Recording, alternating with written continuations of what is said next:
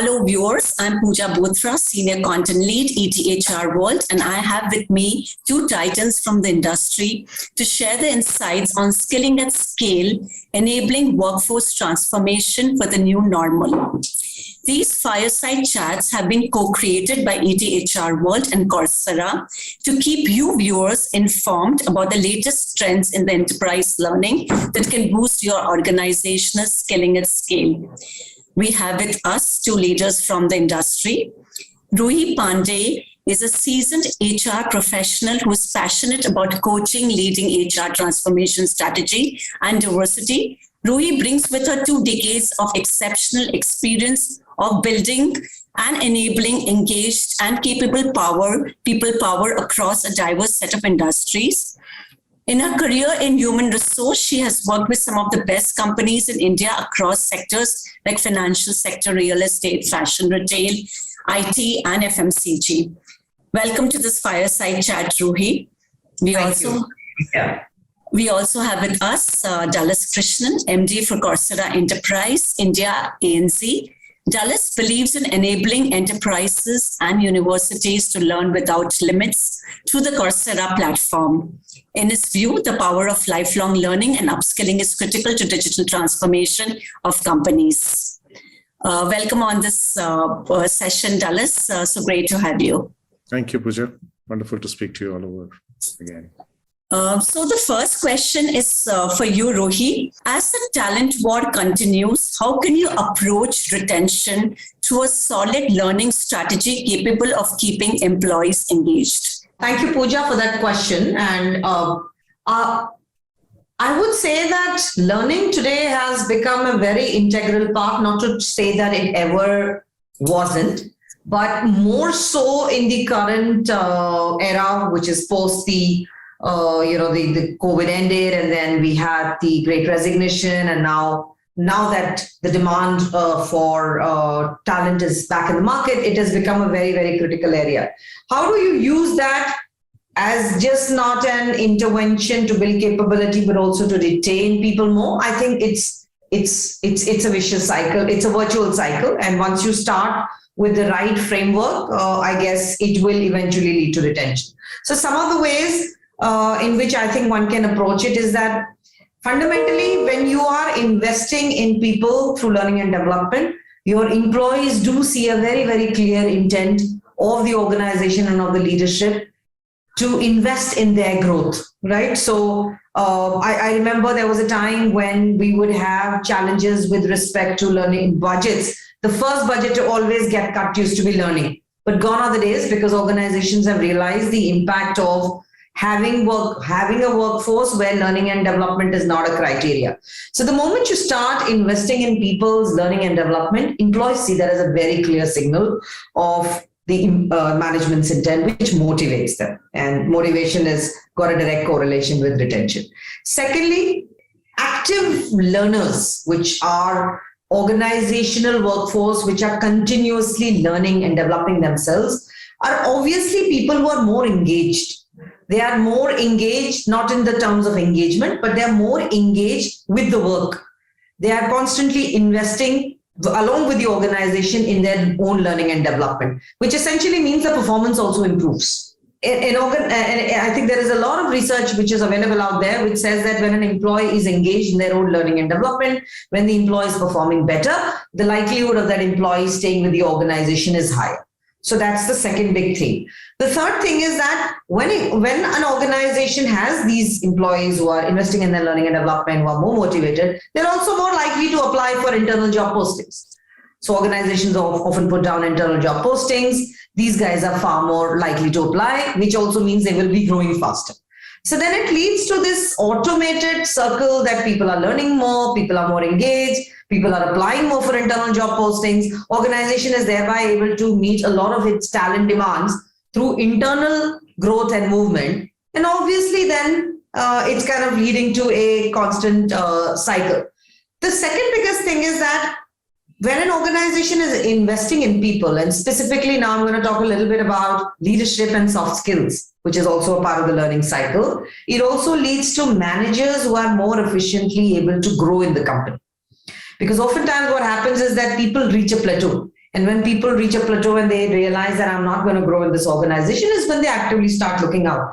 But when you're constantly investing in upskilling your employees and they are able to grow within the company, there's a far higher likelihood that they will be retained by the company. So I would say these 5-6 pronged approaches, if we can make it like a framework, will lead to a longer term strategy of retention.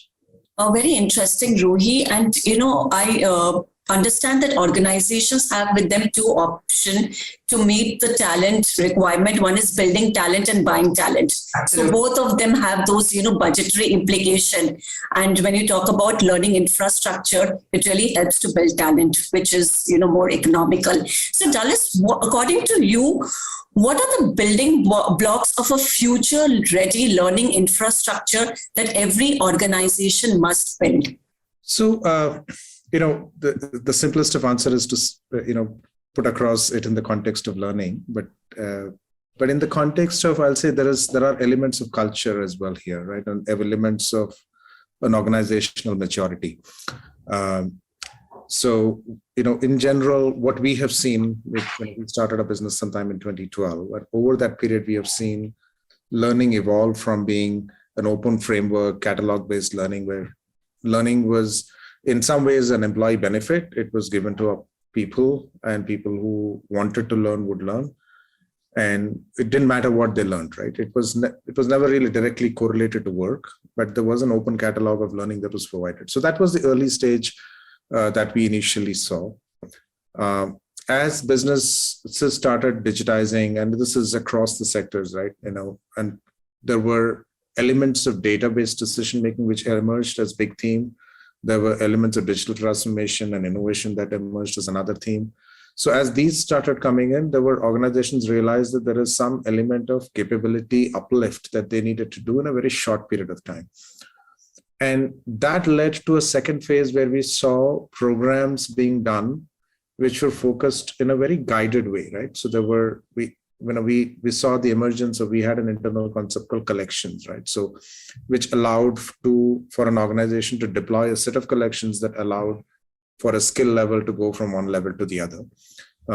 We would term that as a guided learning as an approach, where organizations had clear set of mandates, and you would measure that more in the context of things like how many people completed these certifications, how many people have done these kind of projects, and so on and so forth, right? What kind of internships have we pushed them into? And all of them were measured in the context of certain completions. The first one that I mentioned, open learning, was predominant measure was learning hours. This one moved more into certifications. And the third framework that we see emerge in the last few years is where the need for upskilling and reskilling has become, the velocity of that has increased a lot, right? In certain businesses, especially technology businesses, it's a lot more. But in other areas too, there are newer ways how functional jobs are also evolving, how a marketing is functioning, or how finance has become so much more technology driven, right? How even in design, in the kind of work that you do with properties, design has become more digital, than what used to be studios, right, earlier. So we are starting to see emergence of newer skills that technology is impacting. That there are the newer skills that are demanded in the existing jobs. So in some ways, digital is altering the jobs of the future. So in this context, we are starting to see different maturity levels, different industries adopt this. But what they're starting to look at is that there are fundamentally two broad themes that we see today globally that we see emerge. Organizations are looking at, one is functional skills, right? So that's to do with, if I'm an engineer, I'm an ACE designer, I will have some of my core skills in engineering. But on top of that core functional skills, people are expected to have digital skills and human skills, right? We've realized these are two additional paradigms that have become kind of a blocks that organizations have started investing in. So there's the functional skills like marketing, finance, so on and so forth. There is the technology or digital skills, which impacts how their jobs are evolving. And then there are human skills. And this is about adaptability, problem solving, creative thinking. So there are many of these learnability. The other day, there was one of our panelists who spoke about learn agility, right? So that those have become aspects which have become integral to how human skills have to be developed, because that's where the future of the work is, right? I quote a book here by Heather McGowan, where she talks about the future of work is actually learning. That's the sentence she said. The future of work is learning. It's a very powerful statement to make, because then she contextualizes in the context of how skill currency has gone down, the cyber physical convergence and all of that, with Industry 4.0, how that's transforming so many industries, right? So that's probably the block of how we see this evolution, right? Evolution in terms of functional, digital, and human skills, evolution in the context of learning frameworks, how that is evolving, right? A long answer to a question, so I hope... No, thank you, Dallas. Very nicely explained. It's going to be very beneficial for our viewers. Ruhie, moving on, I'd like to ask you that, we all are aware that the BFSI sector has seen major disruption. When Dallas is talking about evolution in learning, there has been a lot of evolution in the BFSI sector as well. So with data analytics, artificial intelligence gaining prominence in all functions, from acquiring customers, understanding their behavior, targeting special initiatives, and making everything more outcome-oriented, all the business processes, making them more outcome-oriented. So what do you see, what kind of skills do employees need, and what have you done for their L&D in that respect? So I think the BFSI space in general is a sector which does invest a lot in learning and development. It's also a sector which does employ a lot of people and across all kind of functions like, for example, sales, risk, and multiple. And it's also a sector which has a high degree of compliance and a high degree of governance, directly. So I think 3-4 trends I've seen, at least in the BFSI area. One, in terms of the way they are doing business, and obviously that impacts your learning and development needs. It's become very digitized. That's the nature of how the industry has moved. So whether it's banks, NBFCs, housing finance companies, everyone's now moving to far more digitized platforms. And that obviously then means that there's an immense amount of reskilling, which is required for people. So earlier, for example, small example is that a lot of our risk teams used to do personal discussions, PDs, which were in person. Now they have to do video PDs. So how do you kind of get them reskilled? So reskilling essentially is about how you take a chunk of your population and teach them a new skill instead of going out there and saying, I'm going to hire people required for this skill directly from the market. And again, that talks back to our first discussion, which is about retention. When you do invest in reskilling your employees for a new way of doing a job, also adds a lot of engagement, motivation, and thereby retention. The second thing which I have seen is, which is a trend, and that's a trend over the last 5-6 odd years, is this entire thing about do-it-yourself, DIY learning. Because no longer can you have those very heavy classroom learning training sessions, which earlier I remember used to do. You join a bank or a financial institution or any company, and there would be this 7 days induction. You'd go sit in a room, a facilitator would come and give you that lecture. More and more millennials, Generation Z coming in means also the attention spans are going down. Skills are changing so fast, markets changing so fast, products are changing very fast. The consumer needs more innovative products. So gamification, learning management systems, do-it-yourself, bite-sized learning is here to stay. Also, organizations are not trying to create all this content themselves. So there's a lot of partnerships in the industry, which I see. So for example, Dallas is from Coursera. There are many other platforms which are catering to your needs, and you should rely on them. So if there are modules about compliance, which is applicable to the entire BFSI industry, if there are modules, readily off-the-shelf modules available on credit, underwriting, companies are far more open to buying it. You can take them off the shelf and then you can plug them into your learning management software. So I think that's the second biggest trend, gamification, MOOCs, making knowledge available whenever the learner wants it. not when I want to provide it.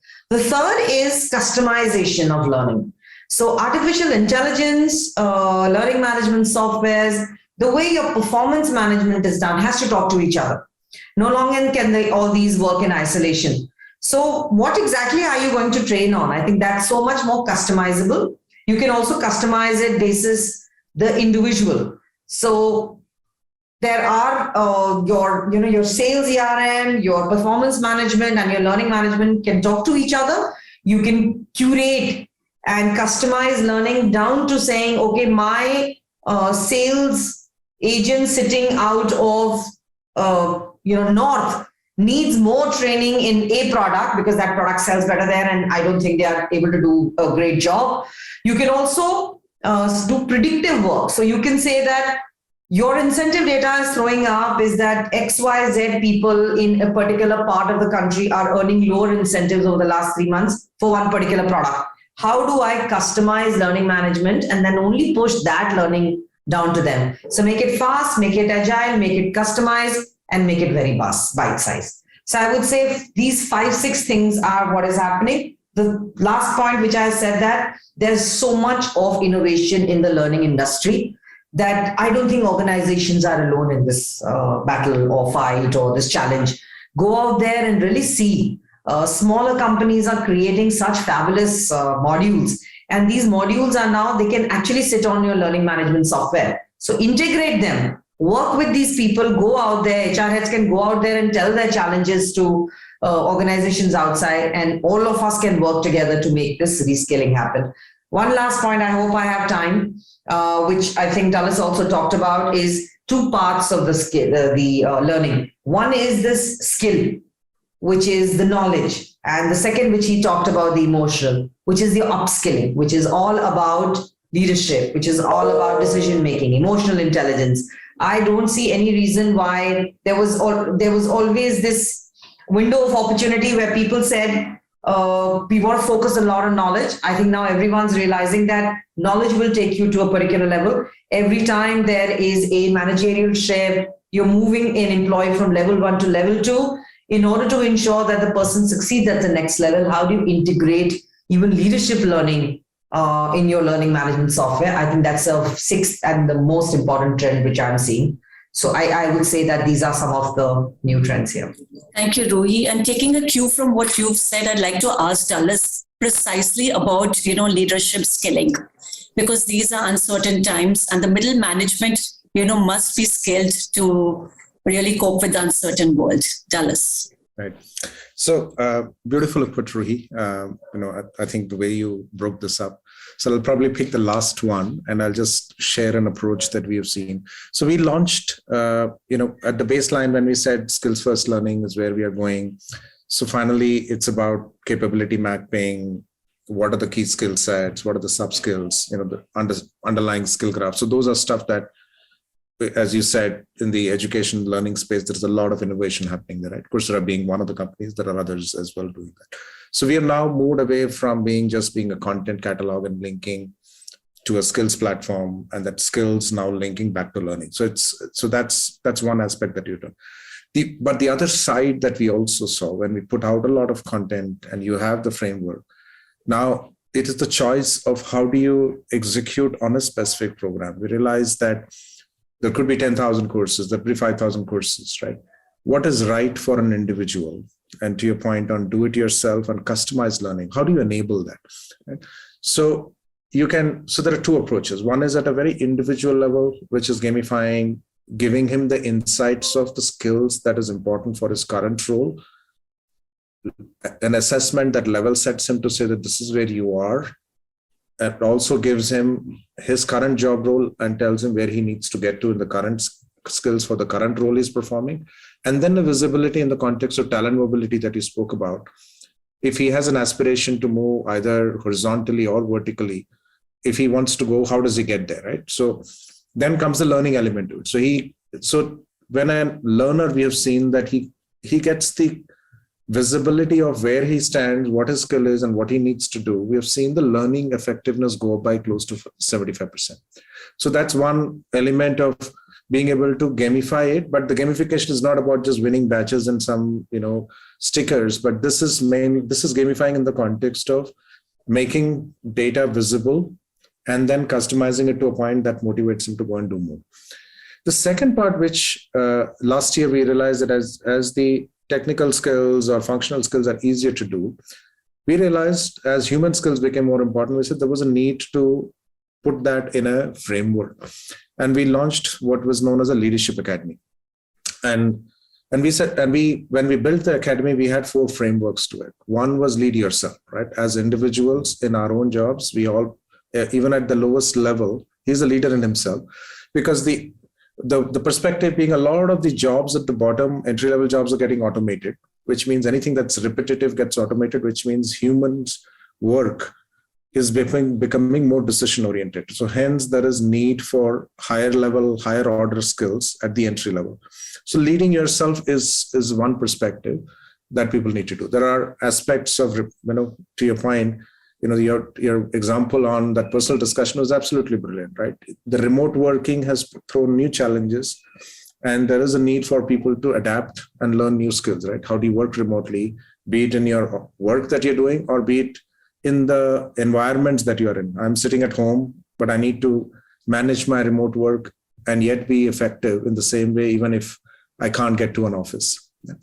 So the leading yourself is an important paradigm. The second one is where you said, as people become leaders, managers, which is leading teams, right? And that could be leading as a new manager, leading for the first time, what are the areas that you give off, how you stop looking at your reflection and your people, and look at the diversity of talent that sits in front of you and how to build and lead those teams.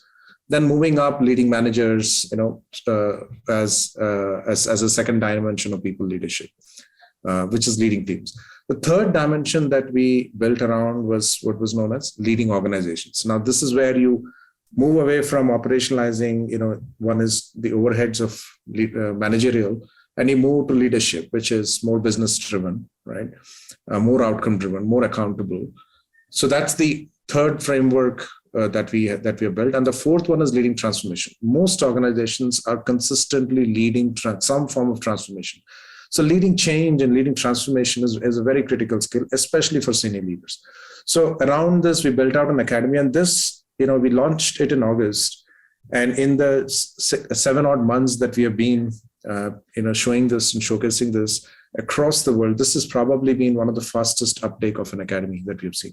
So to your point, Pooja, and we've seen a huge uptake on this aspect in many organizations, in the way people are looking at leadership and how that needs to be, packaged and then to be able to be delivered at an individual level and at a program level. Interesting. Ruhie, I'd like to ask you that what kind of partnerships do you seek for your organization-wide learning?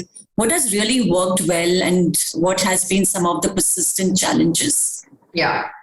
So I think some of the partnerships we seek are fairly straightforward. Obviously, for an organization like ours, where we've got, again, a dispersed workforce, we're an organization pretty much born in the COVID world. So we were launched when there was a lockdown.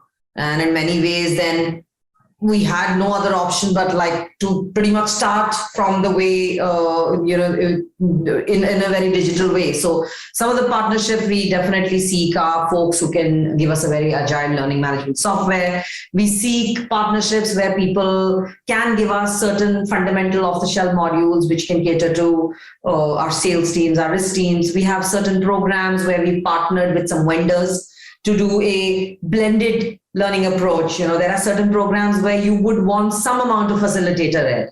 Now, obviously, in a situation where we are all working out of homes, that facilitator-led becomes virtual. But then you also want some amount of pre-work, which is on your learning management software. So we look for partnerships where people can come in with all those skills, rather than saying, okay, I'm an organization which can only offer you facilitation. Then for actually the learning management modules, we go somewhere else. So ideally an organization which can give us an integrated approach.